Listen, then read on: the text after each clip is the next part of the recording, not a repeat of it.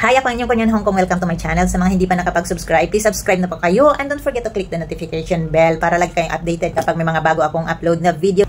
In today's video, mag-update ako ng payment sa mga nag-a-apply dito sa agency na nire-refer ko bilang isang domestic helper dito sa Hong Kong. Direct hire po ito guys, or direct kayong nag-apply dito sa agency Hong Kong. Ang babasahin ko ngayon is ito lang ang update na mga aplikante na nag-process na sa tie-up agency dyan sa Manila.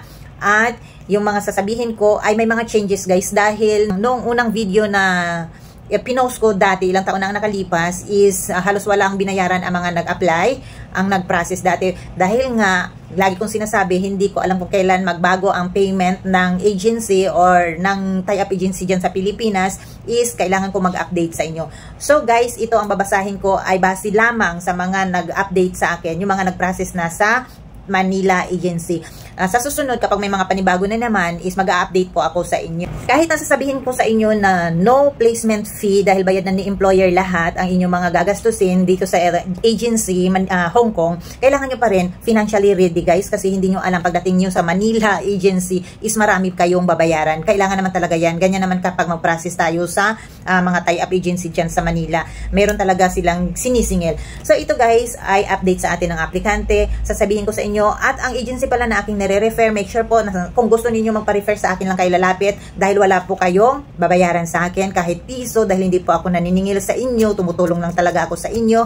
Ang agency din dito, kapag kayo ay successfully deployed na or nandito na kayo sa Hong Kong, wala pong, take note ha, paalala sa inyong lahat, wala pong hinihingi na 10% sa pinakauna ninyong sahod, at wala po kayong babayaran na agency fee. Pagdating ninyo dito sa Hong Kong, wala kayong babayaran. Buo po ang inyong sahod na makukuha. Yan po guys, wala kayong babayaran sa akin. Kaya mag-ingat po kayo sa mga nagre-recruit sa inyo. Baka mamaya, sa halip na makatipid kayo, wala kayong babayaran masyado dyan sa Pilipinas dahil nga ni-recruit kayo, hihingian kayo ng 5,000 or 10,000. Mamili kayo guys ha. Kaya kung gusto talaga ninyo na hindi mapalaki ang inyong babayaran, sa akin na lang kayo magpa-refer dahil wala kayong babayaran sa akin kahit piso. Okay, mag-ingat po kayo. Ulitin ko, Homes Employment Agency Limited, dito mismo sa Hong Kong, direct hire. Kaya kung gusto niyo mag-direct hire sa akin, kayo magpa-refer, pwede niyo akong i-message sa aking Facebook page, Kunyang TV, or di kaya sa aking WhatsApp direct, +852-9161-5403. Punta na tayo sa magkano ang nagastos ng mga nag-process dyan sa Manila. Ito ay, ulitin ko, hindi ito permanente na ba inyong babayaran. May mga pagbabago pa sa susunod. Mag-update ako sa inyo guys ha, kung may mga pagbabagong payment na naman ang nagaganap dyan sa pag-process ninyo sa Manila agency. Pupunta lang kayo sa Manila agency kapag meron na talaga kayong employer. So, dito na tayo, no placement fee. Ito na yung mga babayaran ninyo kapag mag-process kayo. Ang training or TESDA is free po guys, wala pong babayaran. Ito lang yung nag-update sa akin, kasi dati meron silang binayaran 1,250 ata yun. So ngayon, tanungin nyo na lang guys muna bago kayo mag-process, tanungin niyo yung broker mismo dito kung ano yung mga babayaran niyo, dahil sasabihin naman talaga nila yan, sasabihin ni broker dito. Pero pagdating sa Manila, may mga pagbabago na. Okay lang yun guys, dahil kailangan naman talaga nila yan sa Manila, kaya okay lang, basta hindi lalampas sa 5,000. Training or TESDA is free. Ang mga ex-abroad, hindi na po kailangan na mag-training. First timer lang ang kailangan na mag-training. So, 3 days or 2 days po kayo doon. Dati, ang accommodation, kapag may training kayo, kasi stay-in po yung mga nagtitraining, dati is wala silang bayad sa 3 days nilang training. Pero sa mga nag-process ngayon, meron daw silang binayaran sa accommodation, 150 per night. Hindi ko sigurado kung pag nag-process kayo ay ganito pa rin ang inyong babayaran. Basta ito lang yung mga nag-update.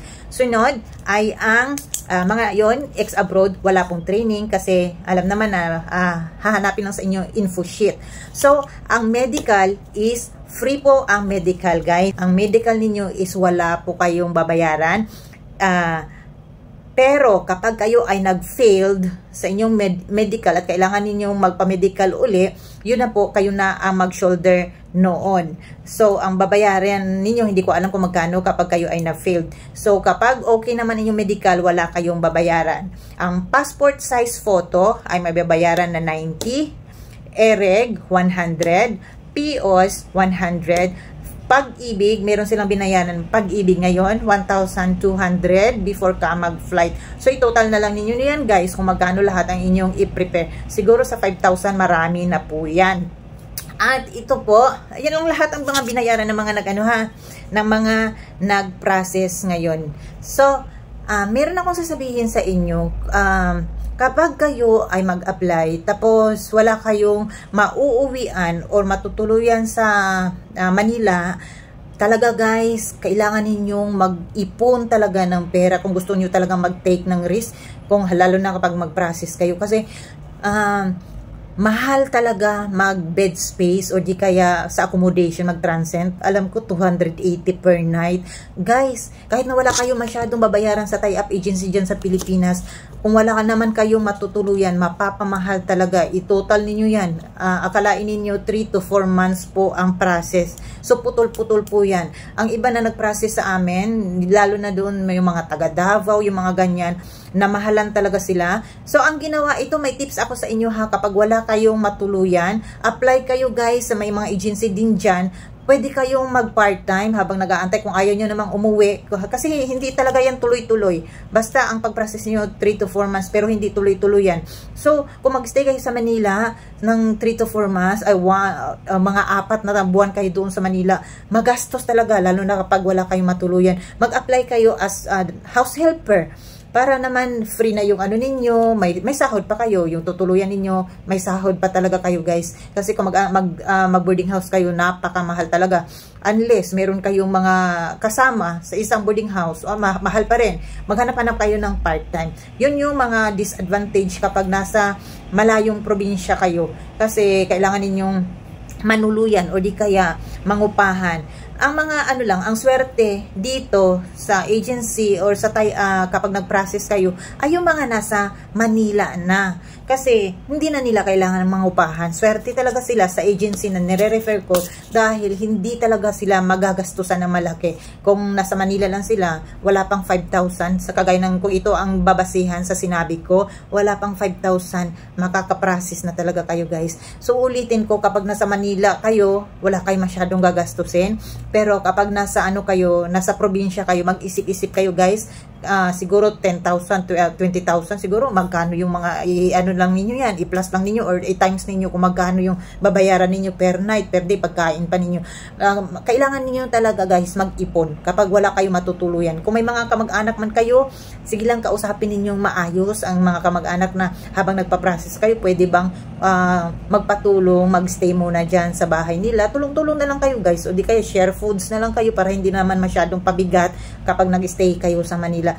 Good luck po sa lahat ng mga mag-a-apply at saka sa mga journey na inyong napili. Thank you for watching. Bye!